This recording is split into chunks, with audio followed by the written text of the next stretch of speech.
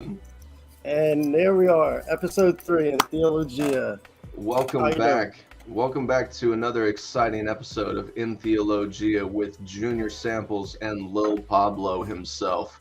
We've got a lot planned for you tonight, you guys. We have Angry Scientist come on. He's going to give us the runaround of some science stuff. We're going to be talking black holes and Fermi paradoxes and just, heaven, hell, the Bhagavad Gita. We're going to get into all of it, you guys. So just sit back, relax, and enjoy the melodic stylings of the Angry Scientist. How was that? It's fantastic. He's a brilliant guy. He's not actually angry all the time. He's only angry at people like me or like idiots. That really like idiots that try to speak like they know. I know I don't know. Yeah. So someone like me.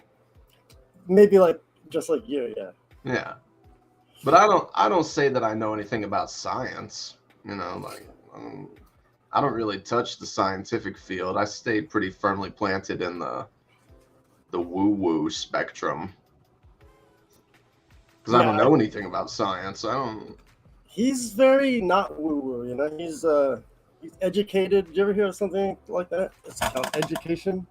Yeah, I'm familiar with the concept. Yeah, I've heard about it, but I've never partaken myself. It's not something I've ever planted my feet in, but it sounds interesting.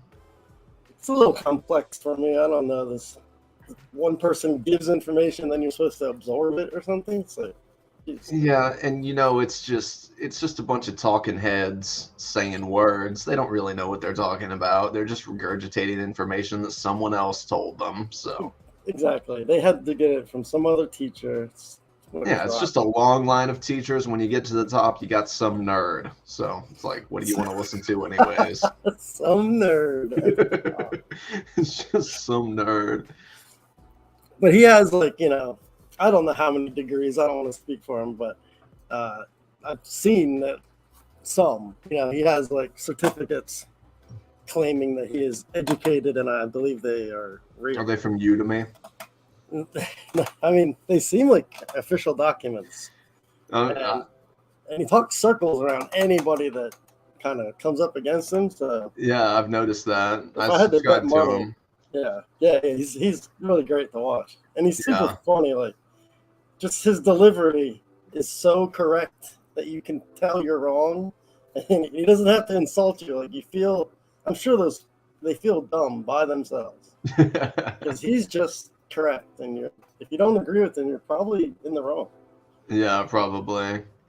Which I like that about people. Yeah, it's a good time.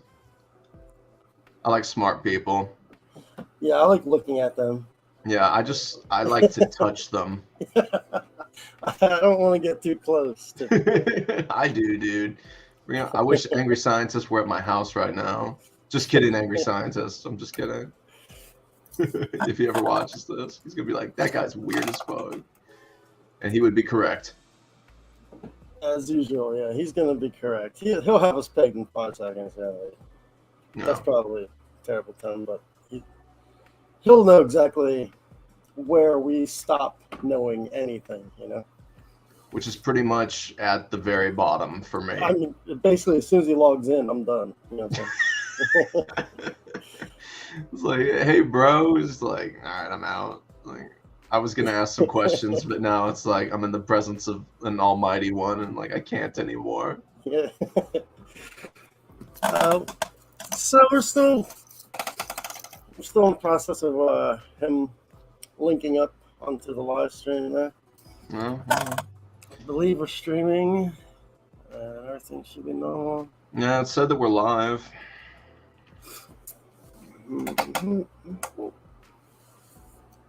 Is anybody watching this time? I have no idea.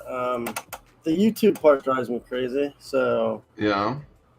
If there's some issue with it, I'm not doing anything about it. I'll just take the recorded version from StreamYard and upload it as a video. Well, it says on my phone that Entheologia is streaming episode 3, The Angry Scientist, right now. Right, and then when I go to that screen, it says going live, and it has a circle. No, we're live. I can see it. Okay, I take your word for it. It's pretty close to actual time too. Yeah, I just heard it in the background, I think. Yeah, can you hear it? It's pretty close to. Yeah, there's only like a 4 or 5 second delay. Yeah, just long enough to beep out all the curse words that are coming up here. Yeah, exactly. YouTube's they've got people watching this right now. Yeah. And they're like, are they going to show their chests? Because we need to blur that out if they do. Yeah, we're not going to be showing our chests. I'm not going to. You got to sign up for that kind of content. Yeah. There's a subscription attached to that one, buddy. Daddy ain't cheap.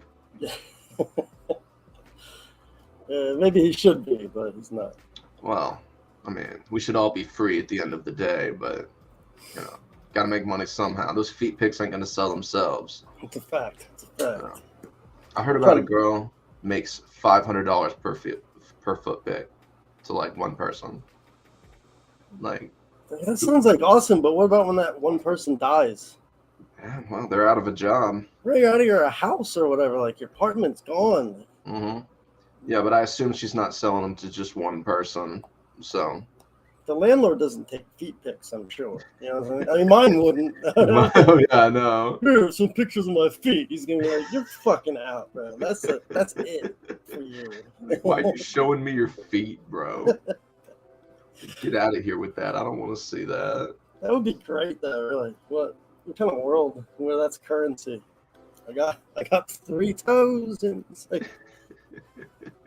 That's rare. Man, the struggle would be over at that point, right?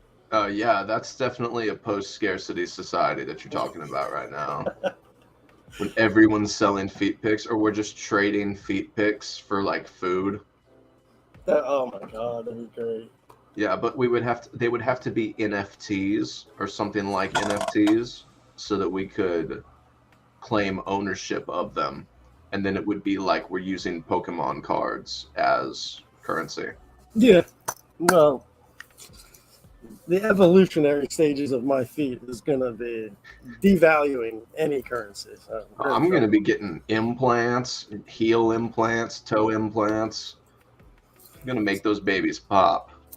So I see Angry Scientist has joined on. I can add him to the stream. However, his picture is not in. So maybe he's going to be using an avatar instead of a stream of his handsome face. Okay.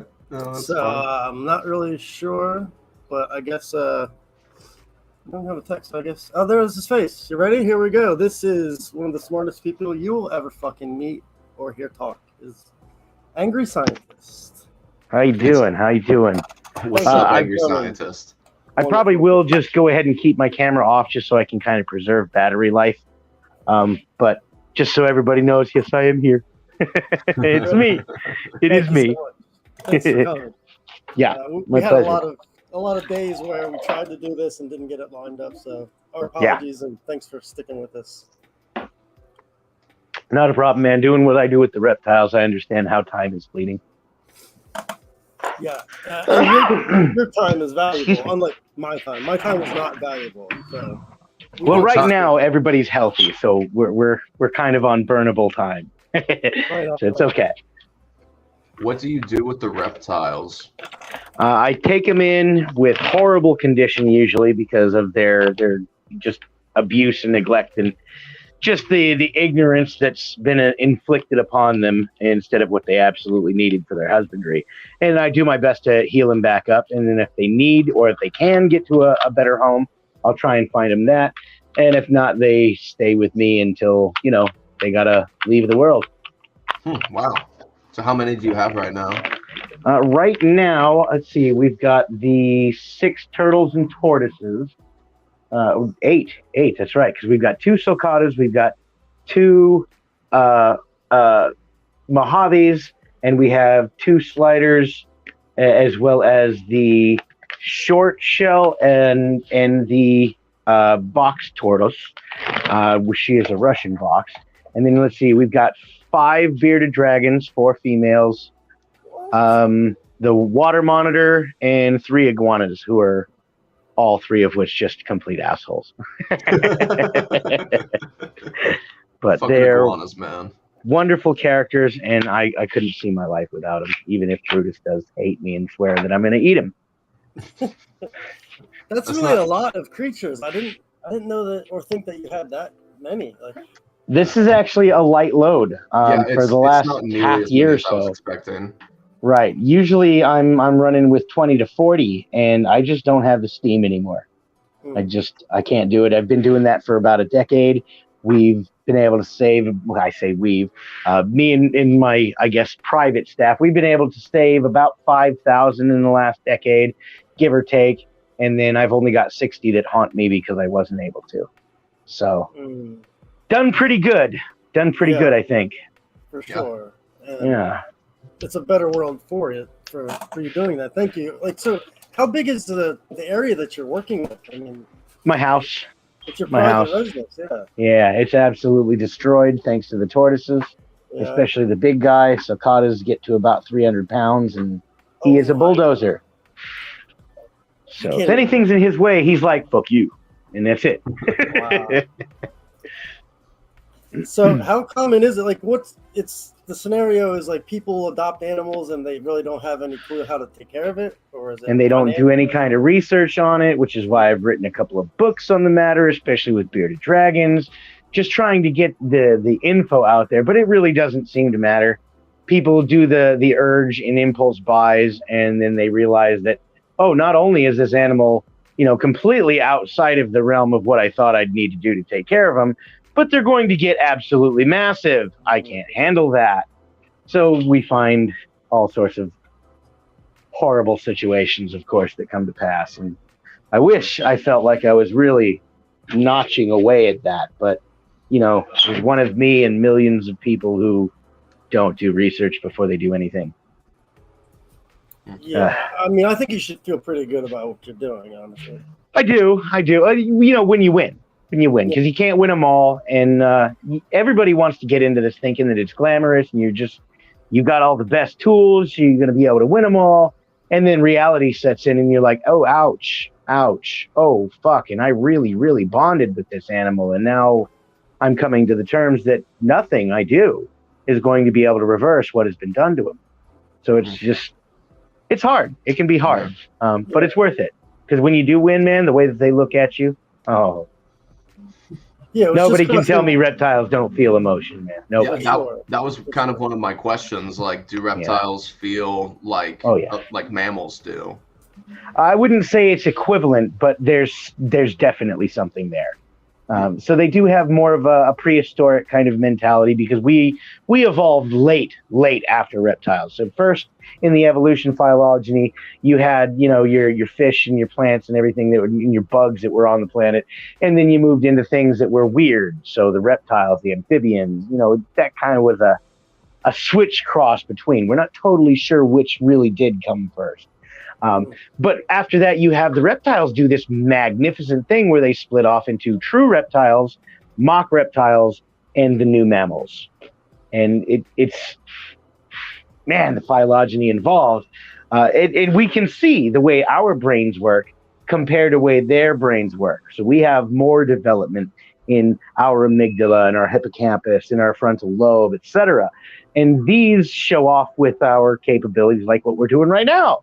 It's amazing. It's obvious. It's undeniable. Look at this technology, man. Yeah, and then you look at reptiles, which, they're smart, but they're not going to tell you a math problem. They're not going to do anything like that. But does that mean they can't feel love? Fuck no, I got a house full of animals that'll tell you otherwise. Right. So, it's more prehistoric. It's a more prehistoric version.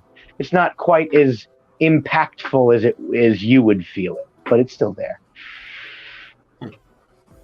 Absolutely still there.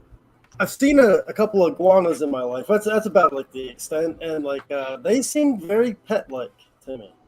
Yeah. Depending on how you raise them and how where their genealogy comes from. If you get them from a sweatshop kind of, mill producer that they don't spend any kind of time with their animals after they're hatched, after anything like that, yeah, you're gonna get an asshole, especially if it's a male. Bull iguanas just kind of they're assholes. Every here and there you get a sweet one, but most of the time they're assholes. The females, on the other hand, it's pretty difficult to find an asshole of a female iguana. Really? So if you can get an iguana and a female iguana, then you're going to have a much better time dealing with them, especially when, the age hits. Right, that's I was about to ask. So what's the window from birth to like the end of the part where they're going to be moldable, or where they're going to become more like a pet? What's that window look like? The earliest you can do with any kind of reptilian is the better, because every single one of them does at least a small version of imprinting, that's kind of, when a goose or a chick hatches out and they follow you around because you're the first thing that they saw. Right. Same kind of deal. It's not as pronounced, but it's still there, and it definitely helps. And then if you've never offered any kind of threat or reason for them to be concerned about things, yeah, it's going to be a hell of a lot easier to get on that animal's good side. But you could probably get on their good side any point in their life, depending on how good your husbandry is and how much patience you have to work with them with the problems that they've already developed. And the species, some species are just assholes, and that's how it's going to be. Tokay geckos, for example. Very, very few are going to be friendly. Like, is that like the Geico gecko? Kinda, a little bit. They definitely have some similarities in some of the species, the subgroups. But these are the guys that are more grayish, brownish. They've got the orange stripes on them, and they're the famous ones because they do all the sound effects and whatnot. But they're also little assholes. You give him an opportunity, he's going to latch on. Period. Male, female, aged, young, doesn't matter. They just think that everything is out to get them, which, unfortunately for them, they taste pretty good. So they are. Right. So you're familiar, I'm sure, with the type that sprays like a goop, like a stuff out of their neck or something, or perhaps it's out of their tail as a defense, like stinky and sticky. You know what I'm talking about? Well, we definitely have several species of reptilians that do a poop shoot kind of thing. There are a couple of species that do, it's not really a caustic chemical, but it's certainly a more foul-smelling chemical than their general production, if you get me. Right. And then you also have things like the horned devil that shoot toxic blood, like rotten blood, out of their eyes that they've been storing if you really spook them out. Yeah, so like, there's a lot of really cool adaptations in the reptile world, and we start seeing things like that in the mammal world too. So like the way people refuse evolution is like beyond me. There's so much to show that it's obviously happening right now at all times, and they just ignore it. I don't understand that. I mean, I guess I would if I didn't understand math, maybe. Well, the brainwashing, especially in America, is really strong. It starts young. Geez. Real. It's bad. Yeah. The Bible Belt is the best place to never have an intelligent mind as you grow up, through and through. And I hate that because, and I've been part of this country as well, and the fact that I've been down there and I've seen this, the fact that I have to say that I am the same species as Jed Clampett over here, who can't even get it right in his Bible. He's sitting there quoting his Bible that life starts at first, at the heartbeat, like at conception. It's like, dude, even your own book says that it starts at first breath. What are you talking? You can't tell this woman what she can and can't do with her body, bro. What are you doing? I'm with that. Like, so embarrassing to be an XY chromosome in today's hominid, primate, Homo sapiens species. Very much so. Yeah, it can be hard. It's rough. Like, so I just don't understand how people get off on this stuff. Like, for me, it's always been a non-answer. Oh, do you want to own the world? No, that sounds like a fucking horrible day. Yeah. That is all too much. I was taught early that evolution is false. Yeah, that was what I was told as a youngin. It's one of Satan's thank God tricks. I got out of it. Well, obviously. Right. It's amazing what happens when you pay attention to facts. Yeah, for me, it was like they were showing us like dinosaurs on the Ark, stuff like that. Oh, fuck Arkansas. Oh, man. Ken Ham. Ken Ham is probably the most appropriately named. He's the man. He's like he is very appropriately named. Very, because he's just a big ass ham. He is so full of it. And the fact that he thought that he got some over on Nye, it's like, I was just thinking, bro. I love that. I love watching like, so and he was so smiley about it, so nice. Me, I'd have been calling him every name in the book. Yeah, every name in the book. And Aaron Ra is actually in the background. Did you catch that? That's great. Just giggling. I wish I could know that. But the way that these people, and I know that he knows that he's full of shit. I know that he knows he's full of shit. There's no possible way with the way that he enunciates and some of the concepts that he can grasp. There's no possible way that he is that cognitively dissonant. No way. The way he answers questions is obviously how the line of logic should follow, and he's being sneaky. He's ducking and diving to get there. Yeah. Absolutely. Every time he opens his face, he's doing I expect nothing but lies to come out of that man's mouth, and I say man in the loosest possible way that I possibly can. That arc he built is crazy, dude. That arc is out of this world. To go through life being okay with not just I don't know. Like, you can be okay with I don't know as long as you're going to be looking, but to have the audacity and the comfort to say, I don't know, but I'm going to tell everybody else that I do. Right. Like, fuck me, man. How? What? These people. It'd be like if Mother Goose was a professional, like a story weaver for money, and she passes it off as reality. Only the original, where she's like a grotesque, haggardist type of cretinous lady. Like, absolutely. Because that's what he's doing. He's spreading lies and deceit into the world, and that is harmful. That is child abuse, especially with his target audience. Yeah, it's a sad state. I hope he doesn't get away with it much longer. I don't see it stopping, especially with the way that this country is going. The divided states is heading for civil war, it looks like, to be honest. Oh, man. I've heard that from several smart people. I hope you all are wrong. I mean, to be honest, at this point, if we don't do something pretty drastic to stop the way most of, and I hate to say it, it's not just the conservatives. Definitely the Democrats are playing party to this. They're just being really quiet about it. But both of them, if they are not put in their place, the methane damage that we're getting ready to do to this planet, the Anthropocene will be the sixth and final mass extinction event on this planet if we keep doing what we're doing. We're going to sterilize the planet. Really?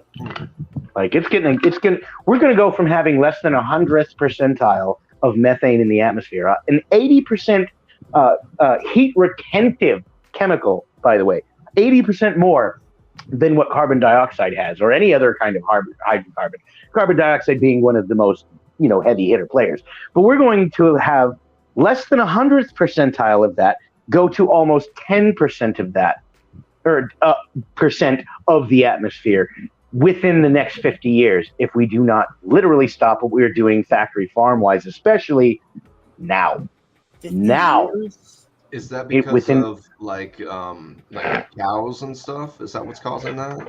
That is absolutely, the cows and the pigs are the worst of it. What they're doing right now in farmlands. And a lot of people don't understand this because they don't really go and look. As long as that beef is on the shelf, then that's all they want to think about. Right. But what's going on is they've got these factory farms where none of these animals have an inch to move, ass-wise. And of course, all of their fecal material and their nasties have to go somewhere. And with the cows and the pigs, it gets flushed underneath this grating that they're standing on for basically their whole fucking life, and out into an uncapped, free-floating pond of filth. And what happens? The sun starts hitting that. It undoes any of the inert methane particulates, and it allows that to catch on to other hydrocarbons and lift up into the atmosphere. So we're literally having these septic pools that are pumping methane into the atmosphere instead of capping it over, using it as a fuel, something like burn it down so it's inert again so it doesn't do us any damage. No, they don't care about that. Just let the water take it away. How many algae blooms did we have in the last 20 years because of these practices? We had rivers and lakes that were turning red and going dead because of these practices. I mean, does it not make any financial sense then to harvest that as like a fuel? You would think it does, but apparently not. Apparently they don't want to spend the 15 or 20 grand that it's going to take for an actual chamber to condense and extract and scrub the methane there. Even though they'll be able to sell, what they just extracted and condensed, they'll be able to sell that for the next 10 years, at natural gas prices. They're going to get that fucking 10, 20 grand back. It's just going to take time, and they don't care about that. They want the now. Everybody wants the now. Yeah. Until legislation's introduced, they're not going to. It just seems like it would make money sense. And why would legislation be introduced in that if the legislators are the ones who are also being shined in the pocket as well? Because right now, none of the laws that are being written in this country, none of us as the common folk are allowed to see that. That all takes place on private property in conference rooms from casinos and shit like that they've rented out, and they have their big buddies who are CEOs and tycoons and bankers, and they come in here to sit right next to the law writers, and they literally write the laws together, and we never really have a say on these things until it goes in for veto or pass. So this is why they do it 5,000 fucking pages long, so there's no way that anybody could possibly read through it in the 30 days that they've got. And then it gets passed through, and suddenly you find yourself with a whole bunch of fucked up laws. Which just happened, right? I mean, we just had happened. Just happened again, yes. How are we supposed to address something like that? We need to stop playing the game. So all of their money, what does it do for us? We can't breathe it. We can't eat it. We can't drink it. It doesn't heal us. It's fucking worthless. It's priceless? Knowledge, because knowledge tells you how all of these big pharma companies are making their money by extrapolating these chemicals from these natural elements that they're getting it from, plants and minerals and all sorts of sulfides and just antibiotics. There you go. That's a sulfa-based drug right there, and it's basically an end-all be-all for anything that's gram-negative and gram-positive bacteria. It'll kill it, and we should be able to do this. Everybody should know how to do this. But no, they've turned it into a cash cow. They've made it so it's no fun to learn. And if you are going to learn, you're going to be under somebody else's thumb the entire time that you're applying anything that was taught to you. And if you try and go outside of those lines whatsoever to try and heal something that maybe wasn't part of your contract, you can be held responsible for that legally. They can strip you of your bar, they can strip you of your licensing, they can strip you of your degrees, and they can throw you in fucking prison for the rest of your life. Jesus Christ. Right. This is why I do my own lab now. Why I don't work in their labs anymore. I'm not going to fucking play that game with them. I didn't even join military intelligence because you don't own me. You'll never own me. We're not going to make it, guys. Yeah, we might not. I mean, fuck it, right? Somebody's got to take over the world, you guys. You might as well be literally at this point, right? We really do need some. Here's the saddest part that I have come to recognize in today's age with the problems that we've got going on. Russia right now. If Putin does go completely off his old ass rocker and decides he's going to launch nukes, the sad part of this is the way that our species behaves. All of those areas that he makes inhabitable to human beings, that is going to ensure that the planet does not go extinct in the next century. Putin will be the savior of the fucking planet if we don't change our ways.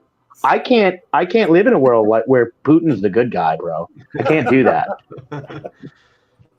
I'm not playing this game.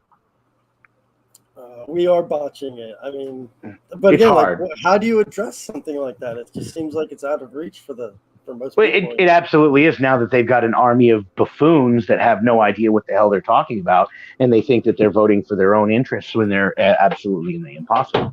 I mean, how many rich Republicans do you know that would actually support the poor Republicans?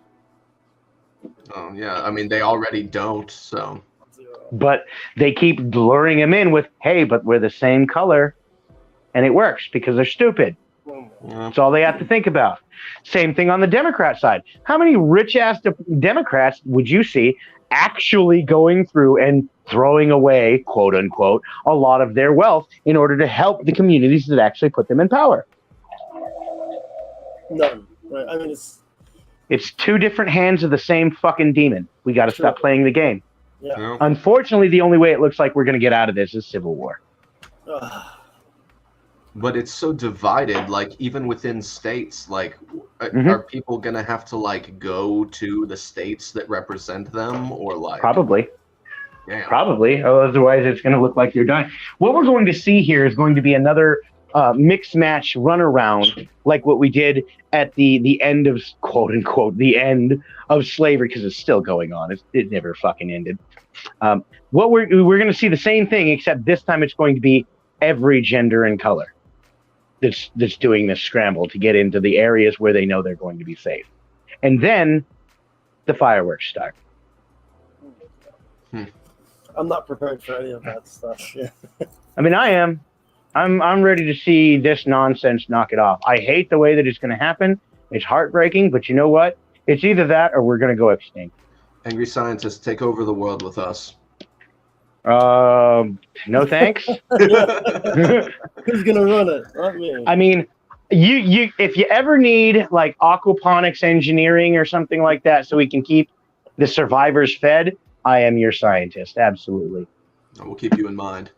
But my anger is not going to be to try and take out other people. Maybe their technology. We could do their technology. Well, it wouldn't Start be a shooting violent that. revolution. No, we're not gonna. No, we're just gonna. It's gonna be easy. We're just gonna take over the world. We're gonna get everybody on our side because you're smart, so you'll be the smart guy. And we'll That's just the problem, though, man. There's a lot of stupid people, and stupid people don't like smart people. It's true. I like smart people. I'm an idiot. I love them. Awesome. Oh shit. Well, there's a difference between ignorant to science and stupid, though. There's a big reason. Ignorant to reason. There's a big difference. Ignorance is a natural state. You're born ignorant. You're ignorant to everything until you find out that you're ignorant to that. If you choose to remain ignorant after you've been handed evidence that you might be ignorant, now you're stupid. So maybe there's a chance. Damn, it's good weed. I feel like the lights turned up on me for no reason. Yeah, you're like in the sun right now, Stunned, bro. man. I didn't do anything. I can't. Glowing. Shit. Sorry about that. Sounds like good weed. It is good weed. God damn. Right. So, could you? I don't know. Maybe you do know this. Like in comparison to like beef and pork, what is the chicken situation? Because I know they stand on grates until their feet wrap around the wire and they're like attached to cages. It's still completely inhumane what they're going through, but the effects of it, that's not our big concern. Like our big concern right now is the nasties from the beef and the pork. That's literally going to kill us all. Chickens, not so much. We need to redo how we do the situation, of course, yes, because we're being monsters. But they're not producing megatons of methane every year, and that's scary shit. Because I mean, the big problem with the methane is the only reason that methane in the shallow seas and at the poles are where they are and stuck is because of pressure in the shallow seas. So there's enough water on top of it, and it's cool enough that it's able to keep it down. And then with the poles, that's mostly just the cool. So there's actually a lot more methane that's really close to the surface. It's just locked down by the ice. What have we been doing for, the last 40 years? Killing the ice, chipping it away. We're about 20 years away from the point where all of that tundra and the permafrost underneath, and even just the stuff that's literally methane, pure methane and other hydrocarbons locked underneath the ice, that's going to release. You're talking hundreds of thousands of megatons of methane right there. And when that goes, the temperature of the atmosphere raises enough that the shallow seas go. Now you go, like I was saying, less than 100th percentile of methane in the atmosphere to almost 10% methane in the atmosphere. Even water in the atmosphere right now is usually only about 5%. And how fast does that wipe out a species like human? Like within a century. Within a century. Yeah. So we're either going to be digitized within this century or we're going to be dead. That was the first conversation I had with you, if you remember, was like the digital afterlife in a way. The digital afterlife. Fascinating. It was a great conversation. A guaranteed answer to your fear of eternity and darkness. It was very cool, yeah. No more faith involved with that. If you can see the machine and you can still interact with your grandparents after they're supposedly dead, what do you have to ask God for anymore? Right on. Yeah. And I can't wait to see that. I sure hope we get there. And you were very polite and cordial with that conversation, and I really appreciated that, because what I had seen from you before was just I was new to seeing you, and you were just trashing these people as they asked for it. They asked for it, literally. Right. They asked for it. They begged on folded knees with hands out, tongue hanging, like lolling full to the side. Yeah, they were begging for it. And they got it. And if they're gonna beg, let me just whip it out here. Hold on. Yeah. Shit. You know. So I was a little apprehensive for that reason, but I mean, we agreed to a cordial, polite conversation, and you were very respectful. Right. And I think. And that's all it takes. Yeah, that's all it takes. As long as people are open to the conversation and educating themselves, just like I am. I learn new things every single day. So if you're open to it and you're honest with yourself that you don't understand everything and you need to understand more about maybe this topic or that topic or whatever it might be, usually we're not going to have a problem getting along. But it's when these assholes come up, well, I don't even know third grade mathematics, but I'm going to tell you that you're an idiot because you don't know that the world's flat. Yeah, sorry. They are amazing. You and me are done. Now the gloves come off.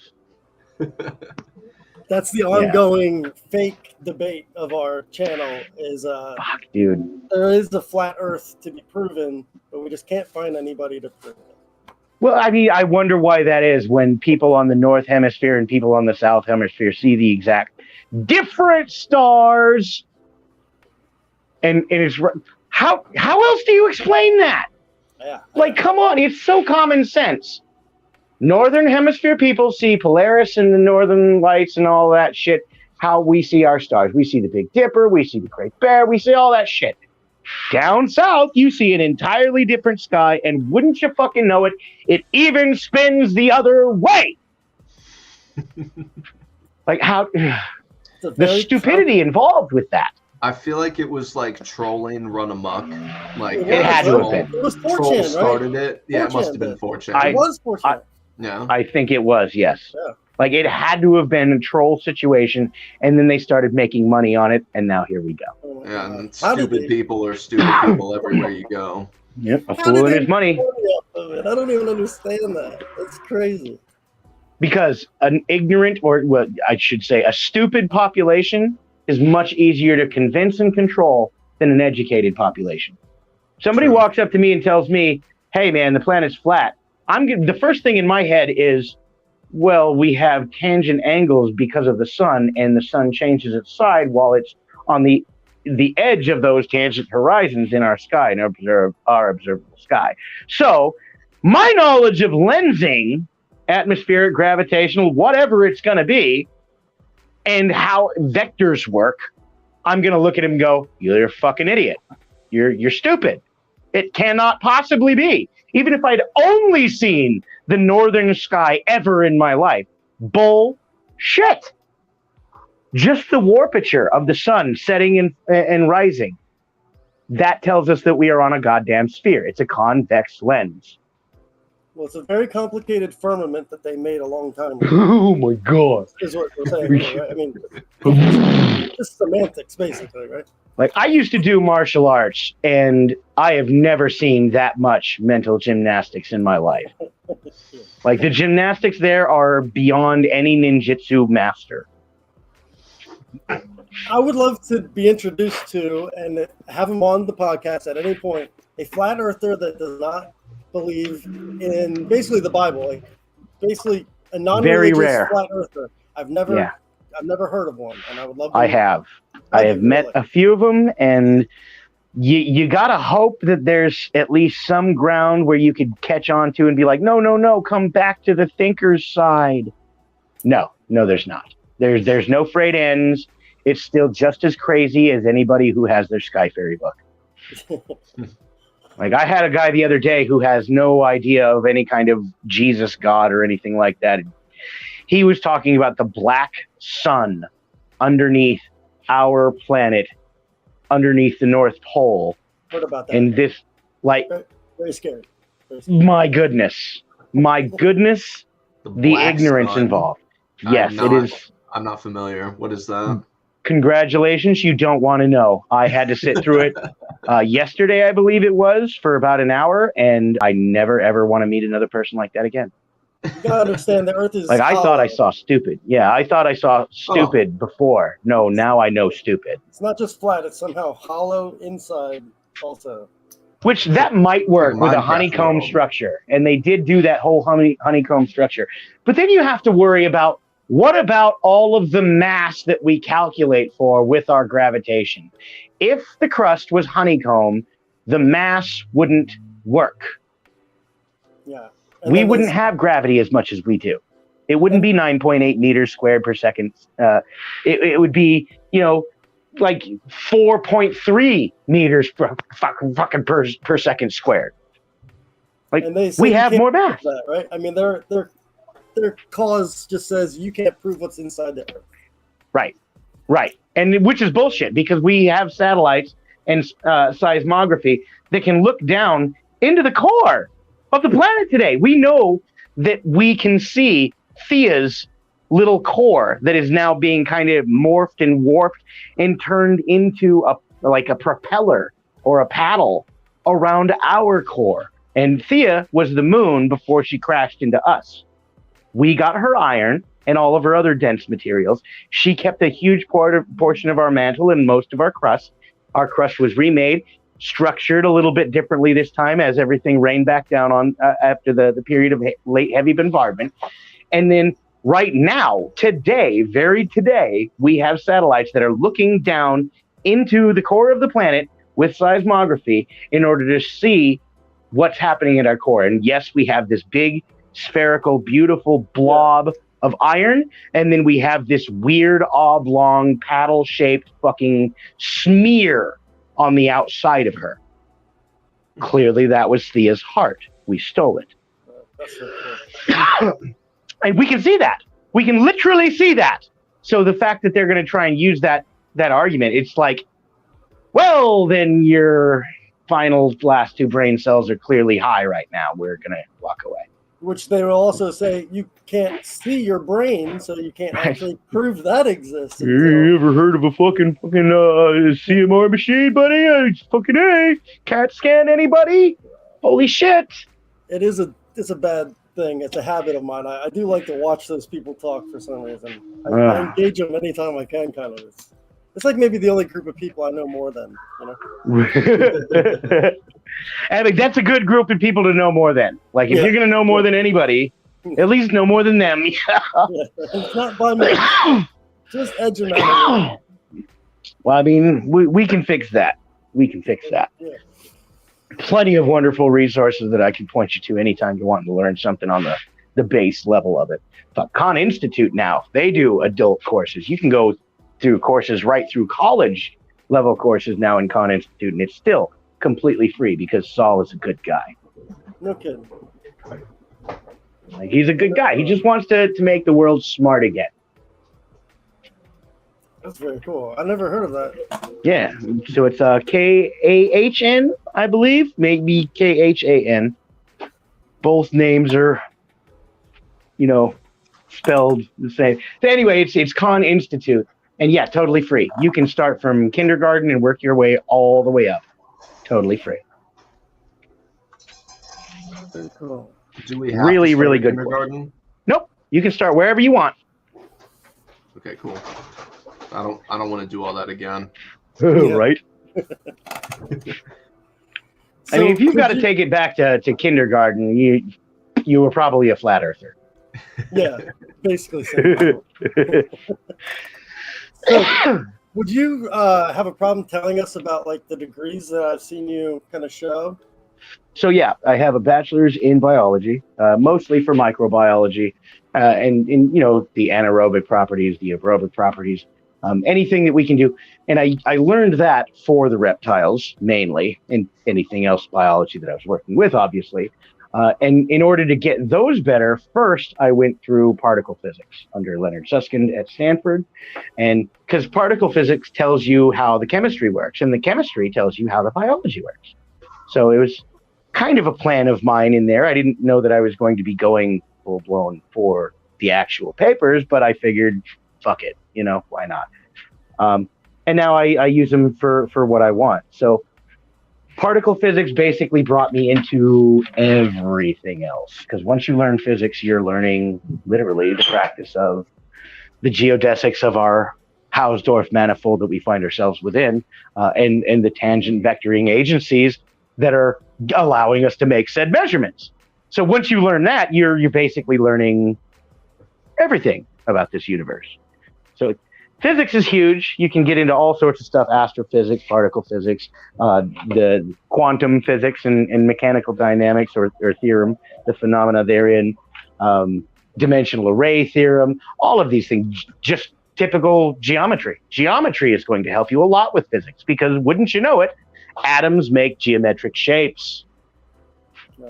Right. So everything locks in so well, and that's why I recommend find something that you really, really like. If you're ever looking to do something that you really want to do, find something that you really, really like, and then find out what the base science about that is. Because once you start learning the base science of everything, yes, it sucks at first, but then everything starts falling into place. Like everything makes much more sense to me now when I'm going through something. If I start something new from scratch, I can rely on the fact that my physics is going to get me to the point where I understand how it's working biologically.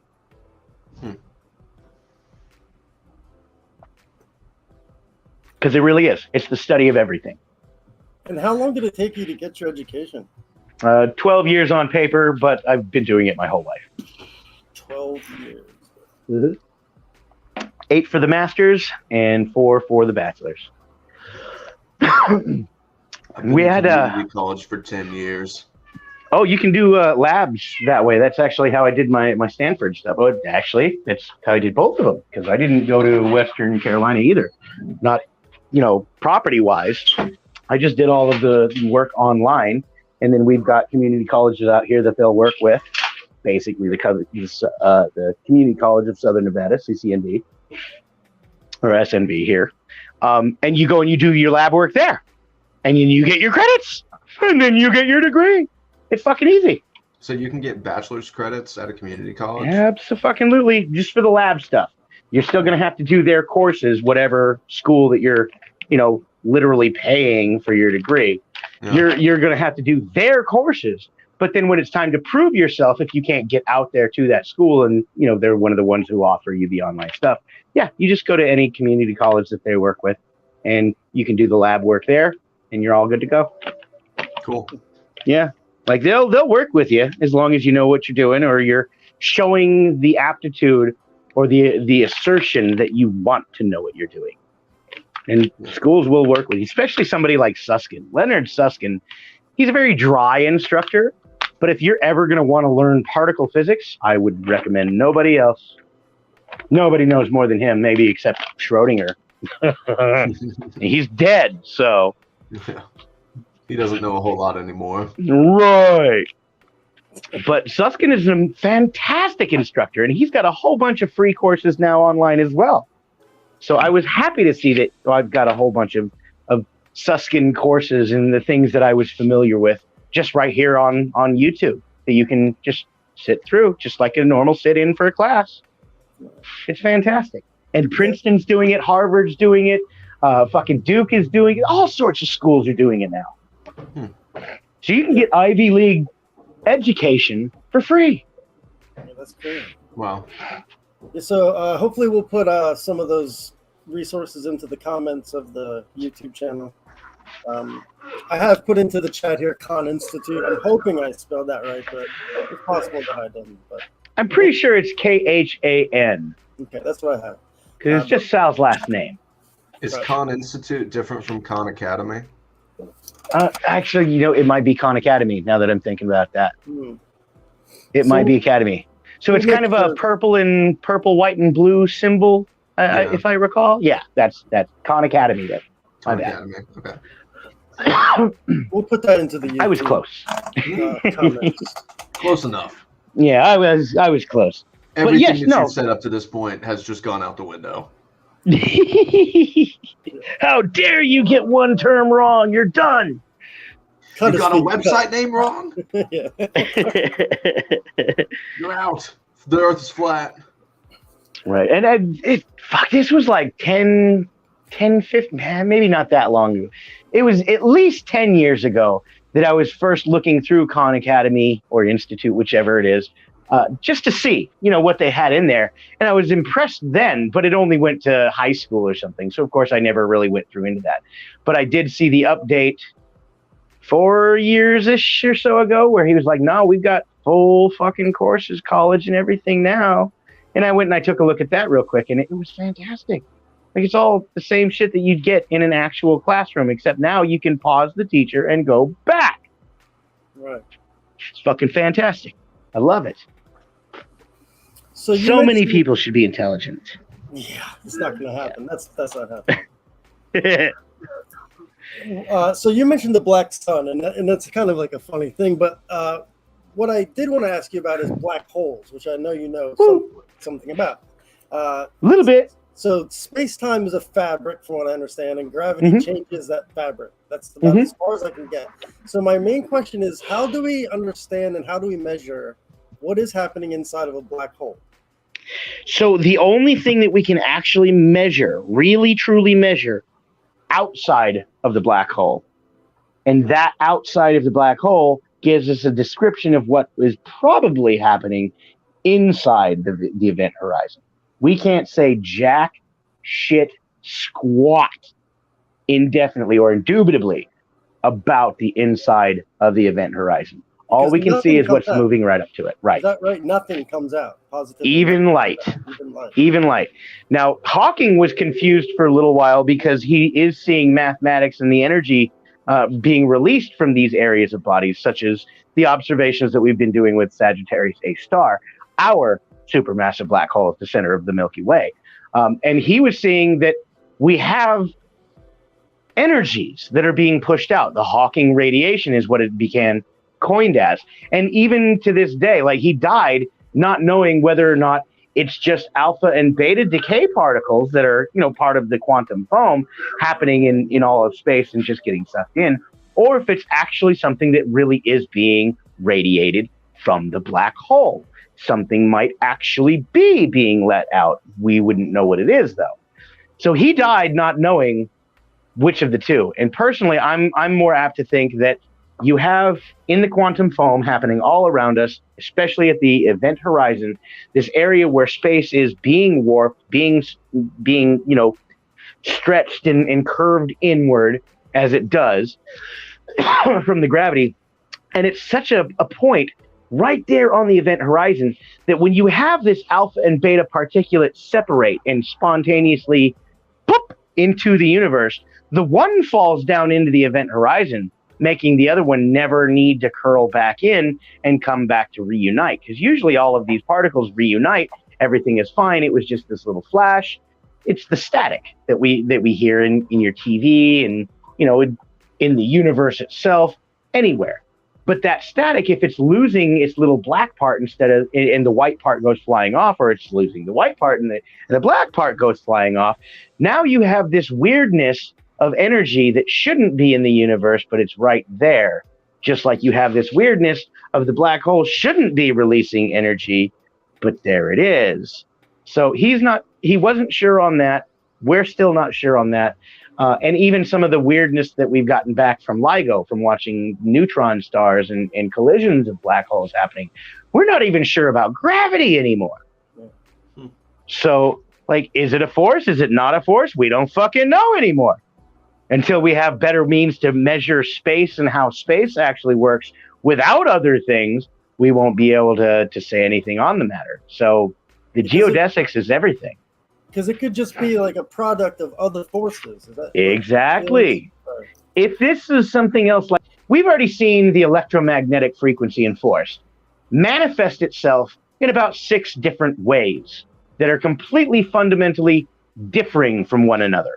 Yet it's still the exact same force, and we know that it is because it still interacts with certain elements in that telltale mannerism to say, hey, I still have the exact same amount of magnitude, the same amount of charge, the same amount of spin. So even though I look different because I'm just a field for, magnetism, or I look different because now I'm a photonal discharge, or I'm the function being collapsed, all of these different manifestos that it has, it's still the EMF.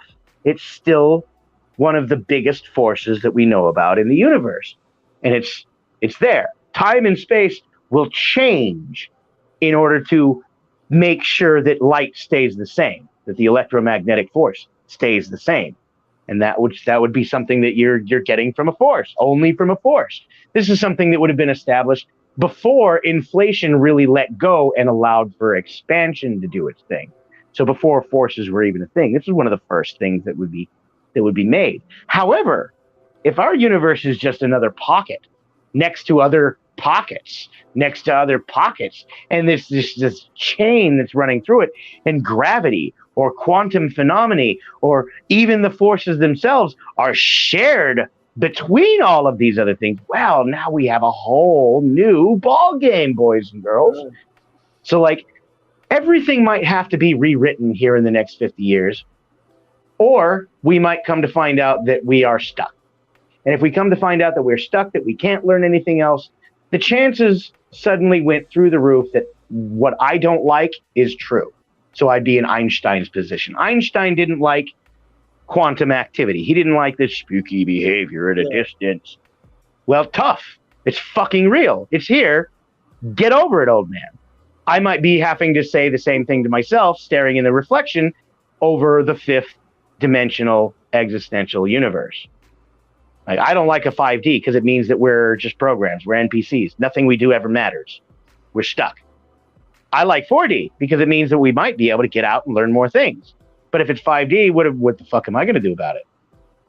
Better just get used to it. What's the difference between 4D and 5D in this scenario? So 4D being the highest level of existential energy that you can get. Whatever the real energy is that makes time, space, etc., barometric matter, all of it.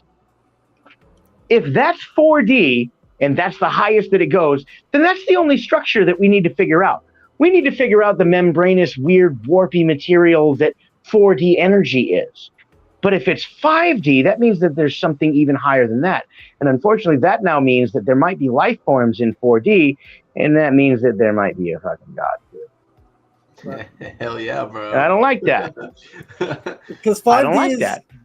I don't know, Jack, but it is 5D is like the observance of the timeline from every perspective. Is it something like that? Not just that. So right now, we observe things as third-dimensional objects trying to be 4D because we're made of 4D. We can think outside of time and space. We can't exist outside of time and space. You have to follow the chronological sequence of Planck increments in the geodesics of this manifold that we're in. You have to. That's what you are. You have to. But your thoughts, you can think about your past, you can think about and plan on your future, you can make decisions, step out of yourself, you can break your habits. You don't have to be controlled by your initial programming. It's going to take some effort, but you don't have to be.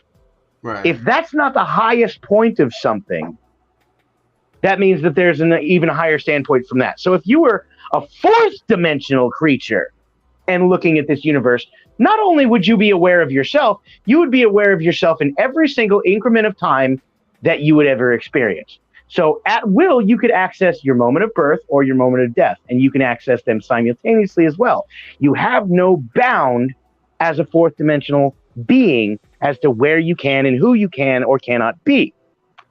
If you're 5D, I don't know. it's just so out there at that point. Yeah, how do you go 90 degrees from that? Yeah. Like here we experience time in an incremental sensation. There you would experience time all together and at will. What's 5D? What if it was a sixth dimensional universe or existence? How would a fifth dimensional entity even exist if things like change didn't even matter to it anymore because it literally produced them by being? I don't fucking know. It's basically God at that point, right? Right. You're beyond God at that point. God would be fourth dimensional. God can exist outside of time and space, according to all these religious people, and thus make changes in this universe that we might not even be able to perceive. We might just go into a thought process where, even though there was a defined change in temporal mechanics here, we, as beings within that manifold, we wouldn't even acknowledge that it happened. The whole Mandela effect, bunch of bullshit. Anyway, like we would know. Yeah, if we would know, then we'd be able to measure that. But how would you go about that with something that created that God? Like, it's just shock. It's like, does consciousness come first in the universe, or does inert matter come first in the universe? No, we had but in no concept.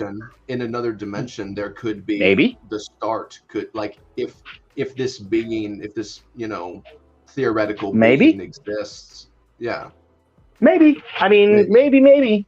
But the problem with that is the measurements. We can't say anything defining. I would love it if we could. Man, that'd be so exciting. It's definitely outside of the realms of science. For sure. We have no means of measurement. So it's like, fuck, I mean, God damn it, son of a... I need this answer. I really kind of feel like I do, because it's important to me whether or not I'm 4D or 5D. Everything that I'm doing with these animals, it matters because I think I'm 4D.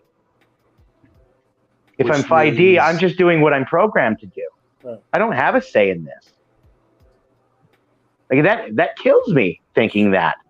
Like that I might just be a puppet. I'm not a puppet. Motherfucker, nobody owns me. Nobody. I do. I'm the person who owns me. Spoken like a true slave of the Almighty. Yeah. Fuck, dude. Like, and I can't do that. I can't. Like, if God is real, I'm his biggest enemy. I am the Satan that everybody keeps talking about, because I'm gonna fight the motherfucker.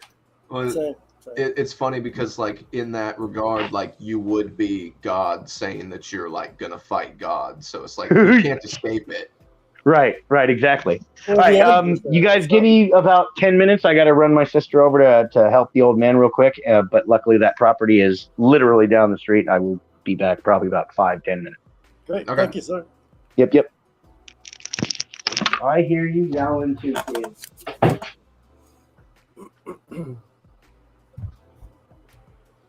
All right, now we're going to talk about how dumb science is. Absolutely, how stupid it is. Science is so dumb. Scientists with their degrees and their muons and their quarks. Okay. The answer is you don't know. Okay. Our neighbors are fucking crazy, bro. No, absolutely. What they do? They're maniacal. I'm not even gonna say it. They're just. Take my word for it. You don't want to fucking know. You know what I'm saying? Okay. People. All right. Jesus Christ. 10 minutes. Oh, man. They could have a TV show over here. Just put a camera on my porch. You're good. Are you in a house or an apartment? An apartment. We're at the very end of the building. We don't hear anybody, but if you go outside, There's like a show most of the time. Some shit going on. Yeah. Yeah, well, I mean, what can you do about it, right? Just in case. Yeah, take your rape whistle. Oh my god. I mean, it's like it's a good whistle, you know. Something to hear. Oh man, how about that guy, huh? Is he? He's a smart fucker. Yeah.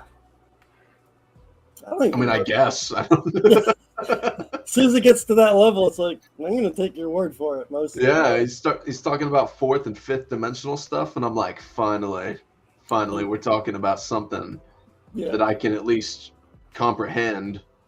But then he talks about it, and I'm like, what is quantum foam, dude? I don't know anything. I don't know what quantum foam is, but I'm going to start using it in my videos. Yeah, obviously, you're going to be saying that a lot. But... Ooh, new word. Yeah. See, the quantum foam of reality exists in a semi-permeable membrane within the structure of space-time so that you and I can move directly between states as holistic examples of the whole. Message received. You know what I'm just saying stuff everybody already knows. Words, terms, phrases. Yeah, phrases. Phrases. Couple phrases. New sentences.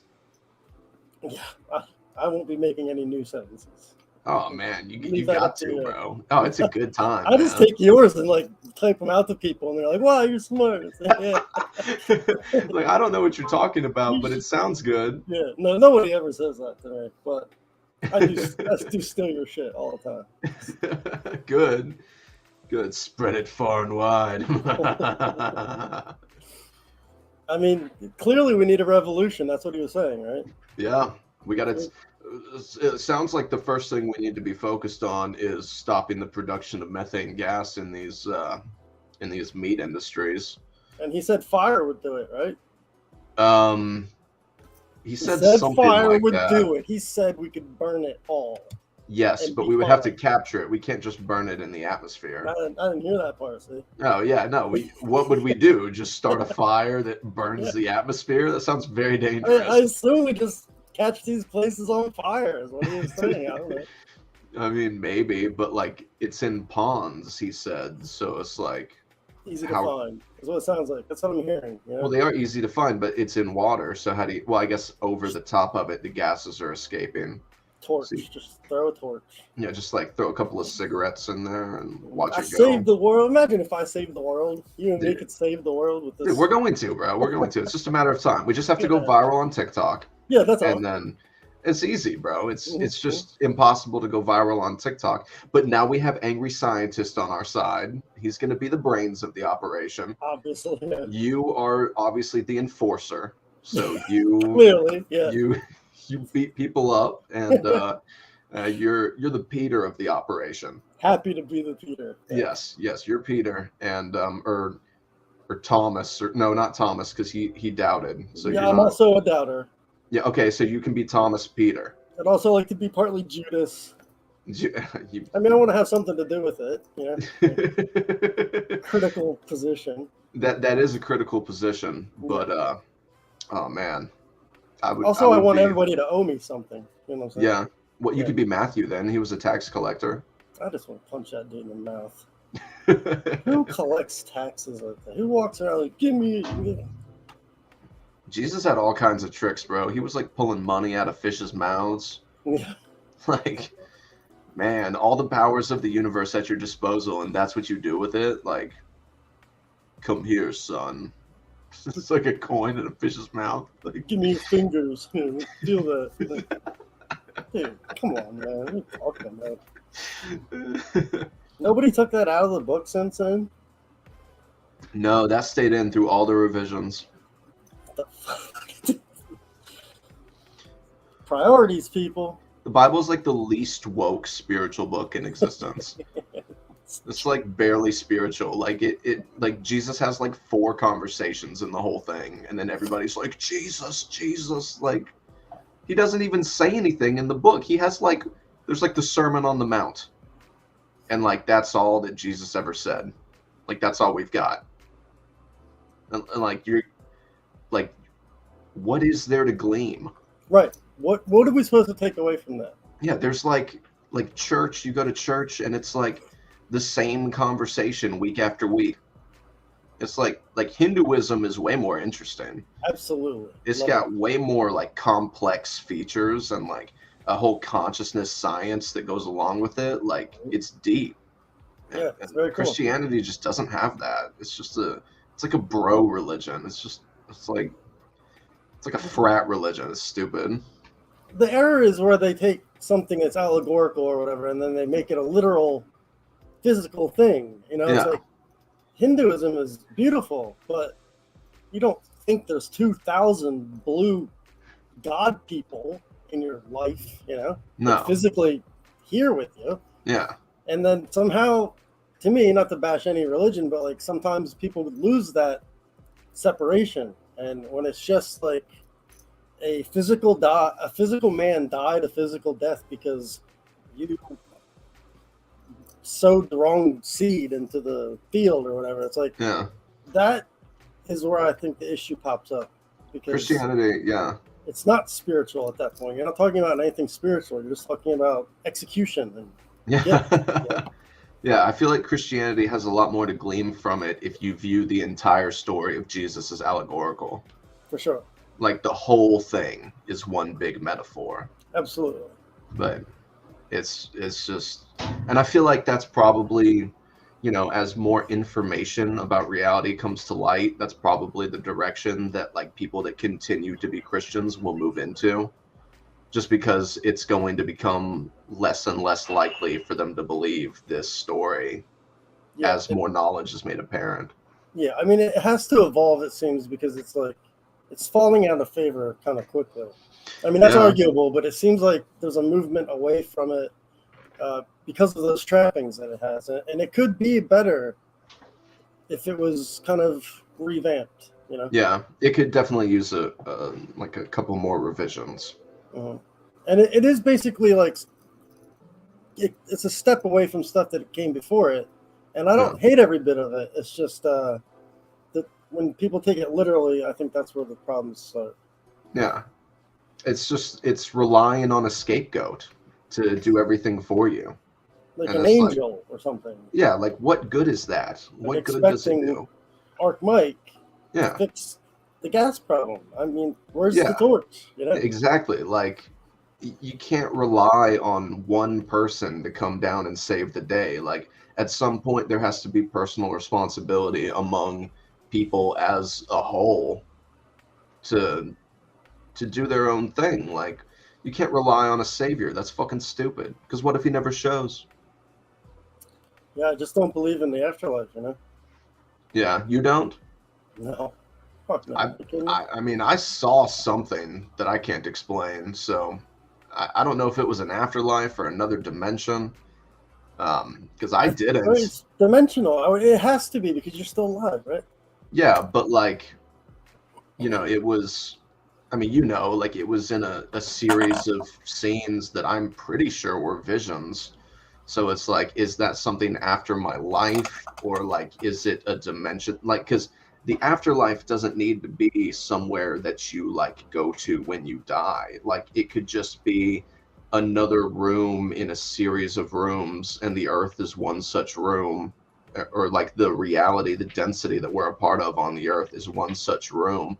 And there are ways to move between these rooms, like opening a door and stepping through, that we maybe haven't discovered yet, but maybe as we learn more about reality, we'll find ways to move physically between these realms, and maybe just get a little bit of confirmation that these realms even exist, because other people have seen things like that too, you know, like I'm not the only one. So yeah, and that sounds like it makes some kind of sense to me, whereas like expecting some eternal life after your physical life comes to an end, man, you got to be talked into believing that, in my opinion. Yeah, well, it's like, what is life anyways? Like, what if, because that eternal life wouldn't be eternal anyways if there are experiences like the earth as well.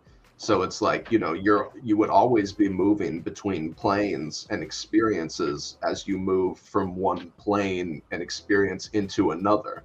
So like even eternity isn't eternal in the sense that you're always there, but it's just basically there's no off switch for the consciousness of the observer, and it's a constant flux between waking and sleeping cycles and moving from densities into other realities. Yeah, which that all sounds super cool, but like betting your whole existence now on being able to be conscious and be you in those dimensions or liminal spaces, that just seems like a faulty bet to me. You know?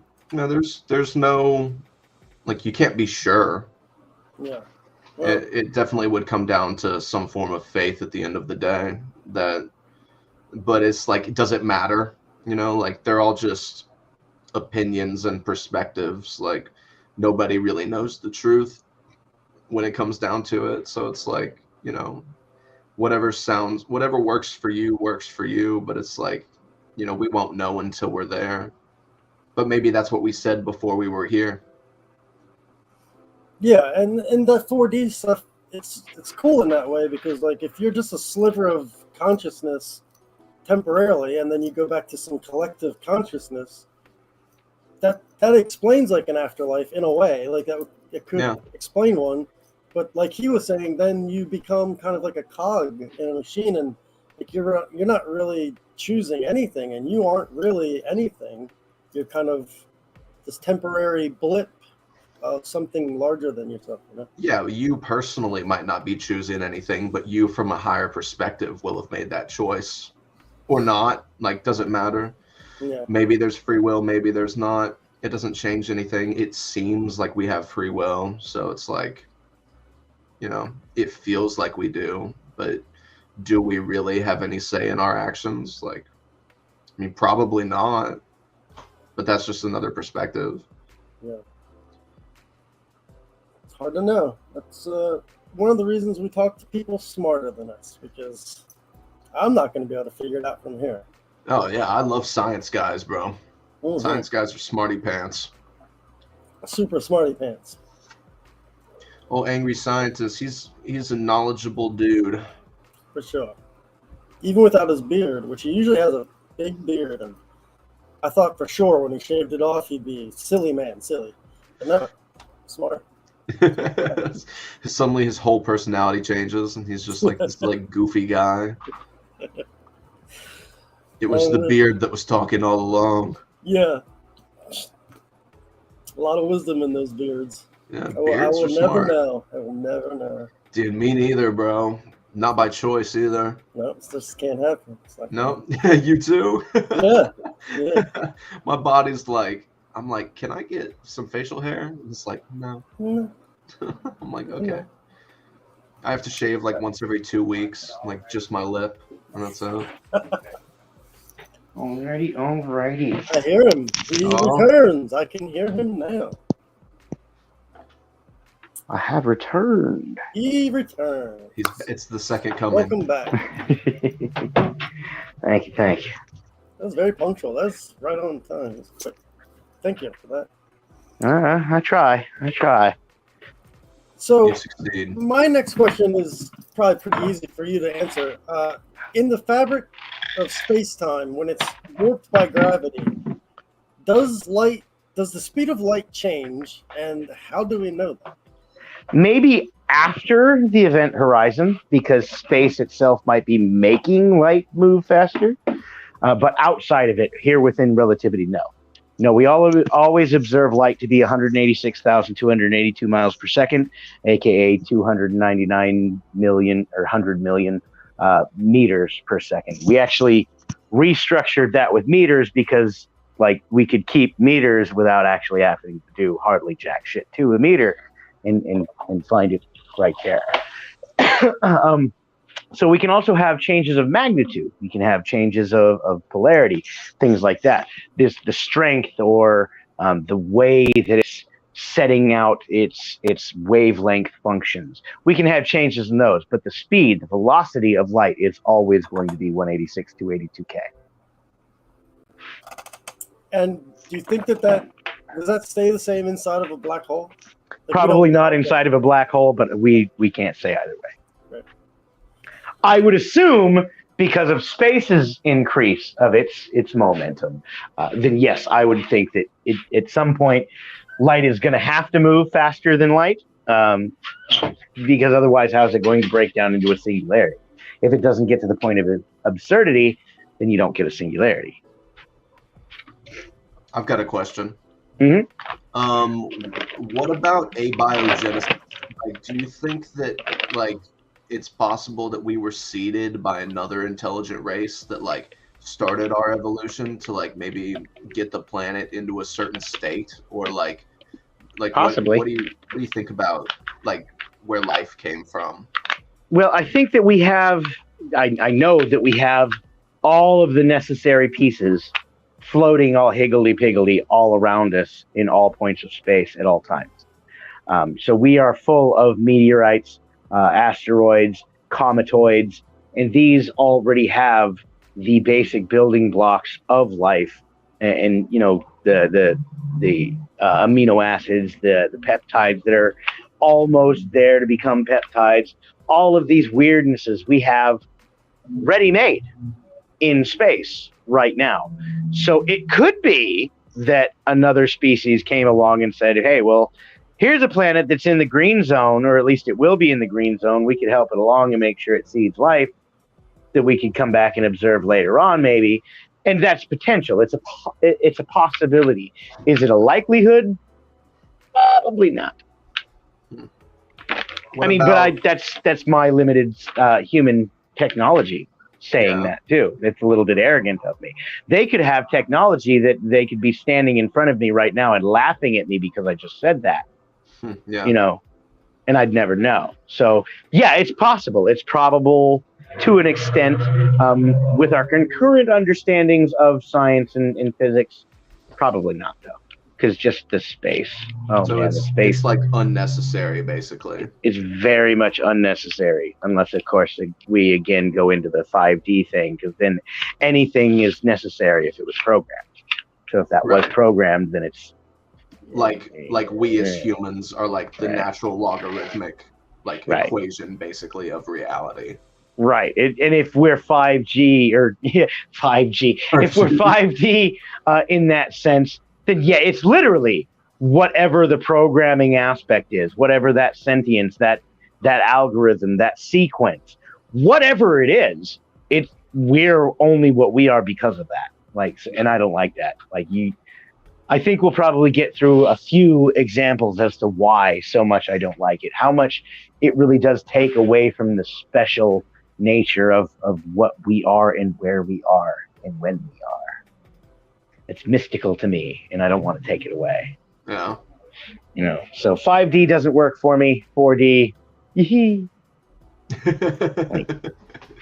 big on that. But yeah, abiogenesis in itself, it could be a cross between all three. It could be other intelligent life set the scales to do what it does, and maybe using panspermia, and panspermia is what set in play the abiogenesis. So if that's the case, all three of everybody who are always having their arguments in those fields, they're all right. And that's a potential. Not only is it a potential, it's a high probability. Like the more you have of those other two, any of those third becomes more likely as well. So if we have all the panspermia and the abiogenesis on this planet, and it seems to be weird in the fact that our molecules, living molecules, only seem to be right-handed, that lends some credibility to your concept of life on this planet being set in place by another formulation of life, or at least awareness. So we wouldn't have that high of a quotient if we didn't have panspermia and abiogenesis already. So now we get a life form that can travel the stars, and no matter where they land, they're going to be able to do this thing. All they got to do is go to the green zone of this star, and whatever planet's there, that's the one they start working on. Bam, done, set, easy. Yeah. Yeah, but then it comes down to like they had to start somewhere too, and it's like yes, it's like, and you know, Barometric matter in the way that we are, our chemistry that makes us up for DNA and things, it's just four types of element. You have a couple of sugars, protein, and an acid. That's it. That's all it is. And it's the same types. It's guanine, acetylene, thiamine, and acetylene, fuck, it's not my field, so. Yes. So I knew it was something so close to that. But anyway, those four things, that's all you need. That's it.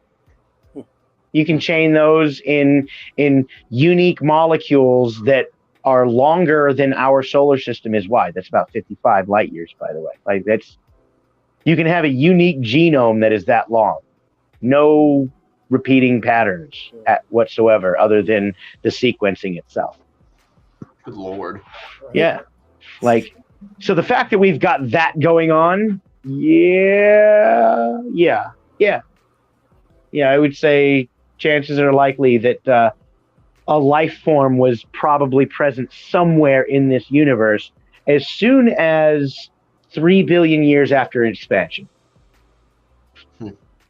I would say that would be a likely, and of course I'm going on better minds than mine, data resources on that. But 3 billion years even seems like a bit of a stretch, because we had second generation stars as early as 800 million years. Is a second generation star like necessary as we know it to have a habitable green zone? Yes, because those are the stars that are now made up of and collecting the heavier elements that we didn't see until the big first stars went blue. So the first stars were made of like lighter materials than the current. It was all ones? hydrogen. It was all hydrogen. Okay.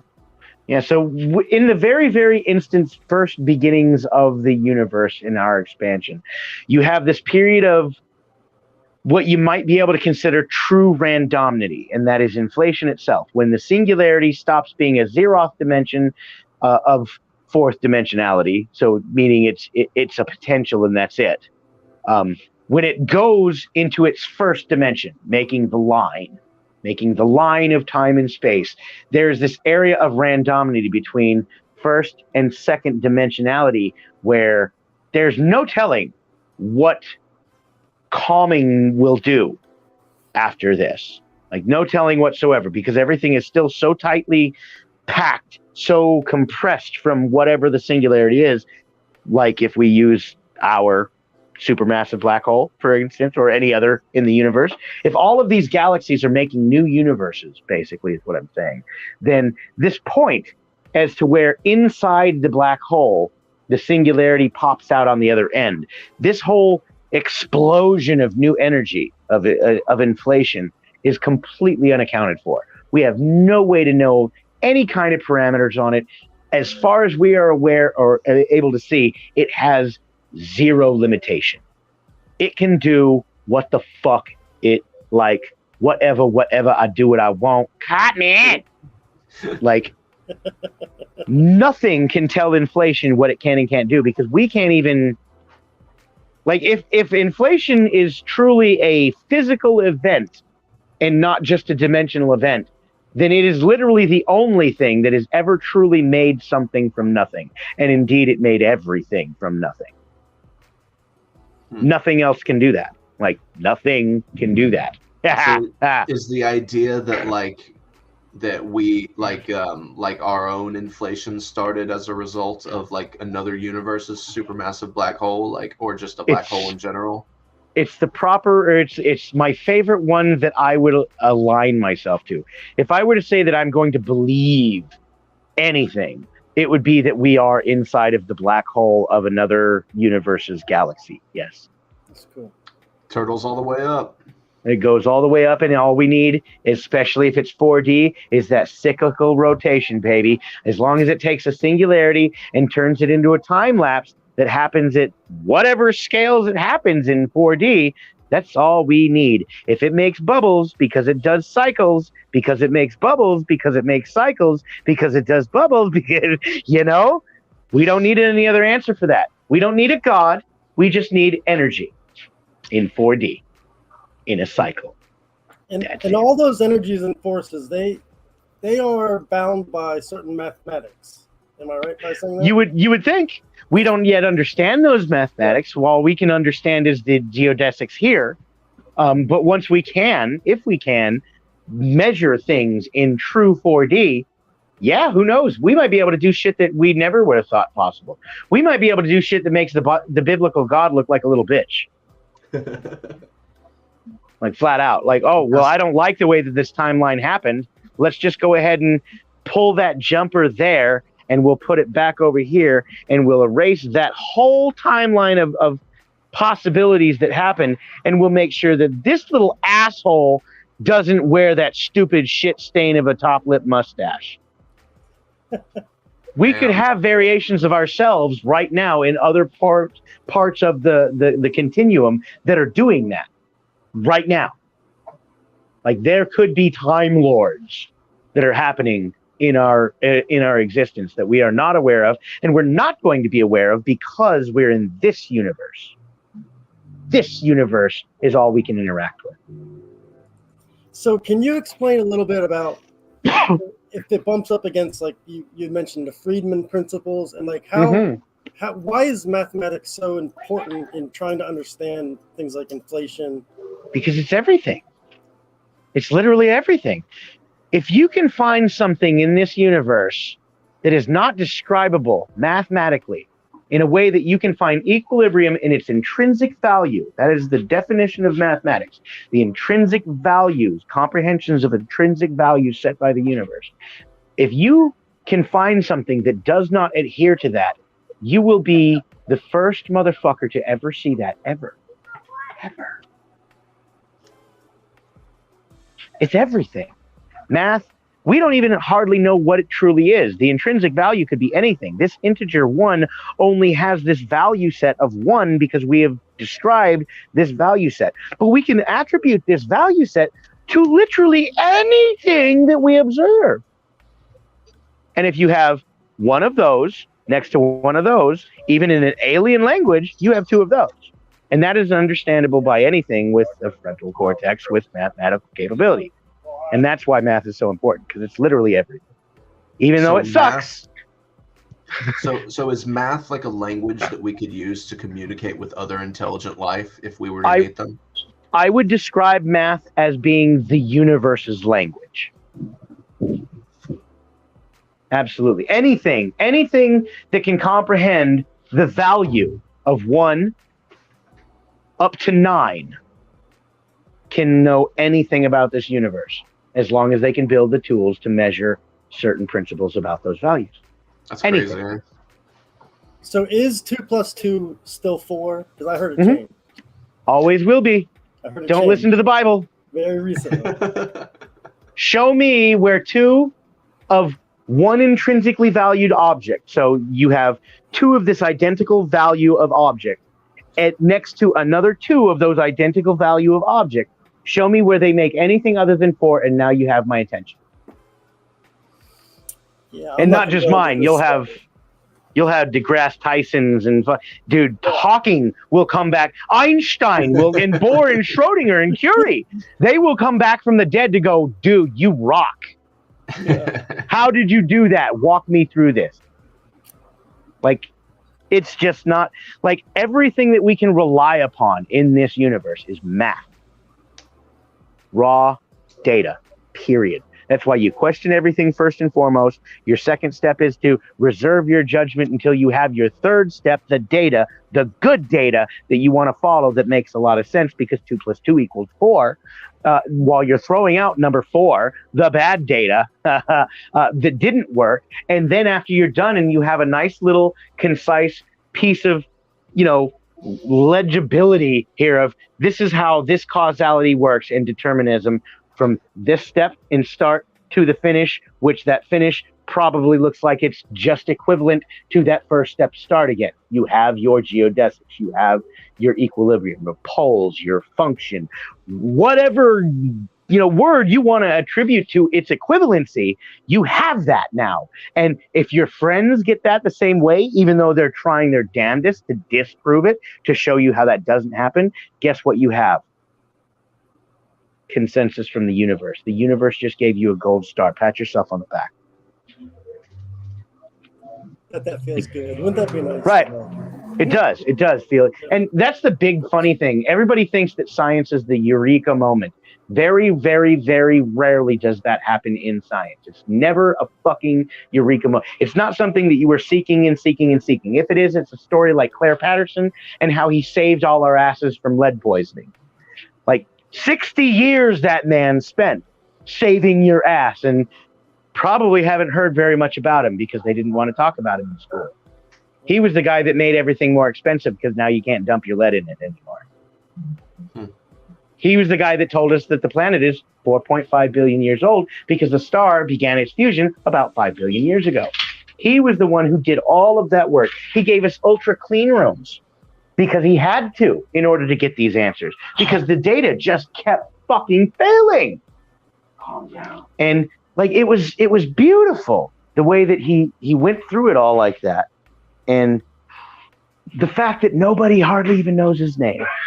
Claire Patterson is a nobody, and he saved everybody's asses.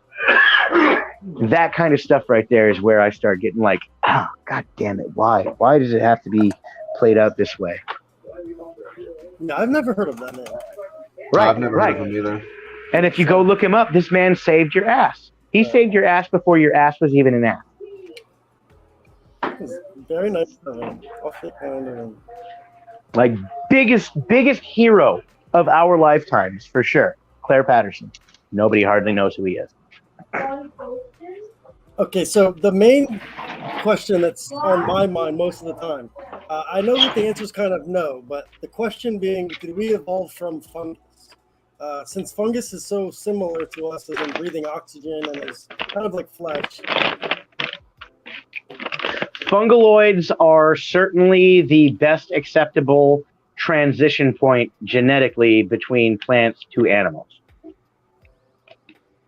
But it is a different branch of the evolutionary tree than like a mushroom. It was, yes. So you'll have slime molds, and you'll have crawling fungaloids, and you'll have airbornes, and you have all sorts of different family matter. You have ones that build columns, ones that have phase or whatever the fuck, I don't remember. Anyway, the structures of their cellular structure. You'll have ones that are like mycelium that are focused mostly with little hair network type things that actually give a forest a true internet for them to communicate on. So you'll have plants that can't communicate with this other kind of plant. And because they share the same mycelium, and the mycelium understands what this is trying to say and what this plant is trying to say, it will literally conduct the message from A to B in B's dialect, so B can respond to A in proper dialect and give them the nutrients that they are lacking that day. And if you have other species that say, hey, I'm just not even going to respond even though I'm getting the signal, the mycelium is telling this root network that, hey, we've got a friend over here who needs this and this, you have an abundance, can I have some so I can give it to this person? And literally the mycelium will carry this nutriment to this other plant. And these could be meters, yards apart even. Sometimes much, much even further. Like I think there were some studies that show that in some of the densest rainforest there was with some of the heaviest mycelium networks beneath, this was going hectares, full-blown hectares of communities of plants that were literally talking to each other, singing to each other, harmonizing and having conversations with each other, trading with one another along these networks. And if one plant said, yeah, I'm just going to ignore that, the other plants in the area would single that motherfucker out, and that motherfucking plant would die of starvation. That's awesome. It's amazing. Like the fact that plants don't feel pain like we do, the fact that they don't think like we do, none of that matters, because all of the way that we have this came from them. Mycelium was really this stretch of plants going, you know, this isn't going to work because we got bugs and shit like that are getting ready to be born. We have all of these other weird plants that are starting to act like polyps and actual sponges, and behave like they have tendrils and they have eyes now. We need to respond to this. And when they started making mycelium, that mycelium really did do the whole heavy lifting into the nervous system of every formulation of life to come after on the planet. Like, so did fungus started us. Right. So we came from something like that as opposed to like a sea creature that started walking onto the land. Well, it's all the same, because those fungaloids made those sea creatures that were able to start walking onto the land. They were the ones who started giving these animals these new networks, because just like with the unicellular organisms that we're able to observe now, like the ones that are using ribosomes or using the mitochondria, they've hijacked what was perfectly good cells on their own. These were perfectly happy and copacetic life forms without being a part of this other one's body, and they were hijacked. And we see the same kind of behavior happening on multicellular level because of fungaloids in mycelium. So we probably wouldn't even stop being fish or bugs or whatever truly did start us after the anaerobic bacteria in cyanobacterium and things like that. After them, we probably wouldn't even became fish or bugs or anything without these types of fungus that were early on already and formulating networks, because the plants came from it afterwards too. The fungus definitely came before anything more than, say, plankton type plants or seaweeds and shit like that. Right, because something had to transform the land into like biosoil, right? Before anything can crawl onto it and survive.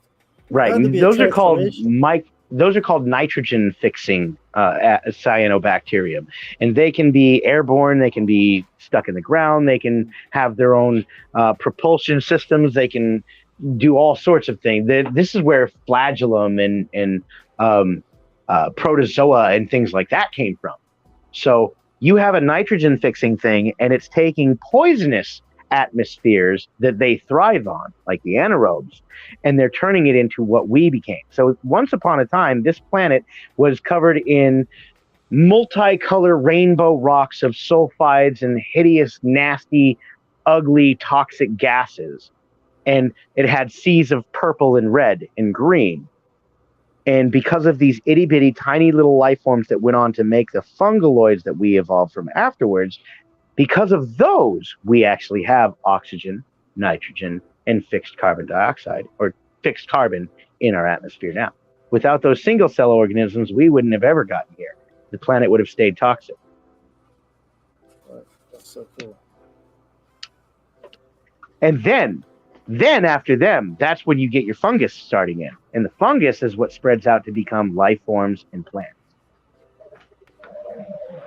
At least that's what I think we're at right now. And that's as far as 2-3 years ago. The Tree of Life Project, I believe it's called. Another thing to look up.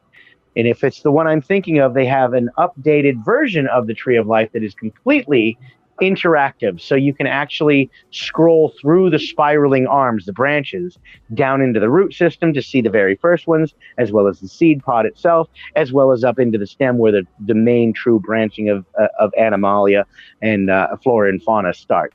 And you can go from the very, very beginning, everything that we've ever cataloged, ever, all the way up to us and the newer species, the ones that are younger than us on this planet, of which there are not that many.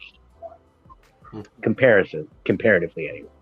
So like here we stand, we are outnumbered by at least 23 trillion different species of life that we can actually interact with. And the number of life forms that we can't interact with without tools, microbiome, we don't even have a number for that. It's that big. Like, this is the planet of the microbes. You yourself are more than 50% microbial. Your biome, your microbiome is more you than you are. Your thought process and your tissues, your cells. You have bugs that do work in your body. Without them, you wouldn't survive. But with them, or without you, they would be fine because they'd find another host. And so like that relationship where it's like interdependent, us as physical bodies walking around, when we pass, we still have that biome, but we're not conscious, right? Like, so like our That's right. body is going to decay, and That's right. it kind of leads into one of the last things I wanted to ask, which was you spoke about bio-urns and a more efficient way to like kind of dispose of human bodies and ways that we could use that to protect certain ecosystems. If you could talk a little bit about that, I think that would be super cool. So a bio-urn, if nobody has heard about a bio-urn and they come across this channel, this is definitely the one thing that I would love for everybody to go and research now. This is the way that I will go out when it is time to give my matter back to the universe.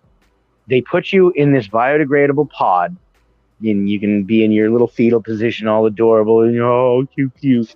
And they plant a tree over you, and you can choose usually the tree. Not only can you choose the tree, but you can also usually choose the location. And in a lot of locations on this planet, if you have a funeral rites burial ground, that is not somewhere that the industry can come and fuck around. So we could protect places of old growth, the oldest trees and the oldest mycelium networks on the planet. We could protect them by having ourselves planted in a bio-urn to become that tree or part of that mycelium network in those areas. And those people, at least for, the next however long the law stays that way, it would be protected. These industrialized assholes couldn't come in and chop these networks of ancient life down. The things that science could learn from these areas are far more priceless than any amount of wood that can be taken from these forests. The networks of mycelium, the way that the other fungaloids work with together, the biome for the animal networks within them, the way that the trees and the plants and the ferns are working together, the lichens, all of these things coming together. If we can observe these in a preserved, natural state, the way that we do with our biology on this planet for conservation, we will be able to make new technology that will slingshot us into the future much, much faster than we're already heading there now. And we can do it in a way that is helpful to the planet and preservation, preserved it to the planet, prolific for the planet. Instead of mowing it down and harvesting and burning it, we could use it. Mm-hmm. Yeah, like we are on a finite resource planet, okay? We're this spaceship that we find ourselves on, known as Gaia to some, to the more enlightened, I would like to think. We are finite in our resources, but we are infinite in our resources' abilities to renew if we just use it intelligently. If we put 2 trees in the ground every time we took one out, we'd be fine. If we put 2 animals back into the wild every time we harvested one for life, we would be fine. If we put gases back into or left them alone to find, new renewable sources like wind energy, geothermal energy, or natural pockets for gases, if we're really going to burn these fuels, let's do it from places that we can get them naturally and on huge masses. We have gases in Mother Earth's skull that we could harvest indefinitely from, and it would never hurt a single person. In fact, it would help the atmosphere that we're already producing, because if we're capping that fissure, we're now utilizing all of that, and we're rendering those materials inert when we burn them. Like, so many things that we could do to make this place a literal utopia, even with the technology that we have available to us today. And that's what pisses me off about being a human being, because we'll never get there. Sounds beautiful. It does, doesn't it? Maybe we will. Every single child has a full belly when they walk into school, and they're not learning stupid bullshit. They're learning things that they can take back into their world. If there is still a taxing system or a credit system or something like that, they're learning things like that so they can actually operate. How many of us in school learned about how to do your taxes, or how to figure out your brackets, or how to do anything of the actual voting system, or how to research any of the people that you were supposed to be voting for, et cetera, et cetera, et cetera? Yeah. None of us. None of us. I'm a fucking physicist, and I still get irritated with taxes. Because nobody ever walked through that shit with me, and they change it around so fucking much that you can't tell what's going on anymore. Then they got to fucking verbalize everything in goddamn legalese. Motherfucker, just talk straight. Put this amount here because this is from that. That's all you got to say. Instead of giving them all these stupid names and stupid brackets and stupid titles, and it's dumb. It's dumb, and it's just there to keep us under thumb. That's why. Maybe we'll turn it around. We need an angel like Michael. Michael. Fuck, dude. We got like 4 years before the methane problem gets into positive feedback loop status. Is that the number? We gotta address that first. 4 to 6 years, man. Factory farming sticks around, we're fucked. That's scary. What's the look on like grown meats? Is that moving in a positive direction or still too expensive? Yeah. I mean, to be honest, what we really truly need, because there are vegetarian products or vegan products out there that taste fantastic. Impossible Meat's one of them. I'm not going to say that it's exactly like meat, but it's fucking good. Yeah. It is good. It's tasty. The problem with it, the goddamn price tag. It's twice as expensive than the cheapest meat you can get. Yeah.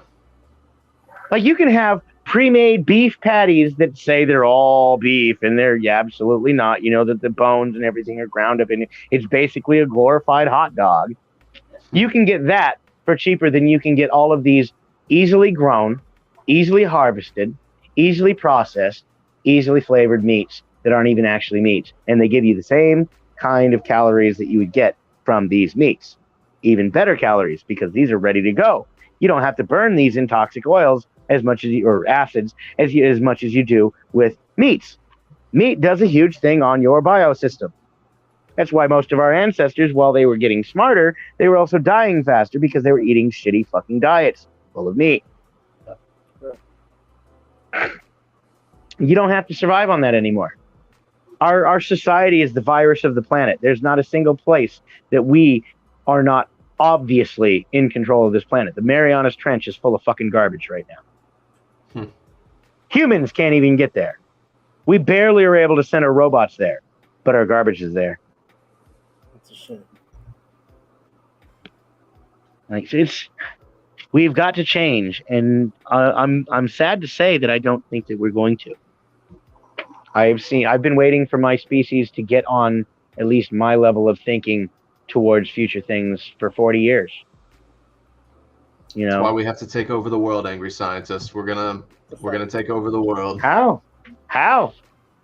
TikTok. You can't even get close enough to their tools anymore to take their tools out. Because I'm not saying that we go and kill all these people who are in charge. I'm saying we kill their fucking tools. Yeah, they're using this computer for that? Yeah, they're using credit companies for that? Bomb them, Fight Club style. And get rid of that shit. Wipe it out. Something else is, or it's their tools for the drilling and shit. Go hit the fucking places that are making the tools. Blow them motherfuckers up in the middle of the night when nobody's there. Take their tools from them.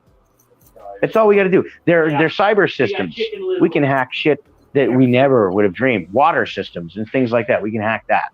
We can shut them down while keeping everybody else completely free. And like we could do those things if we were able to put together teams. But no, of course, that's never going to happen. You know, and I'm probably going to have M16s kicking in my door just for fucking mentioning it.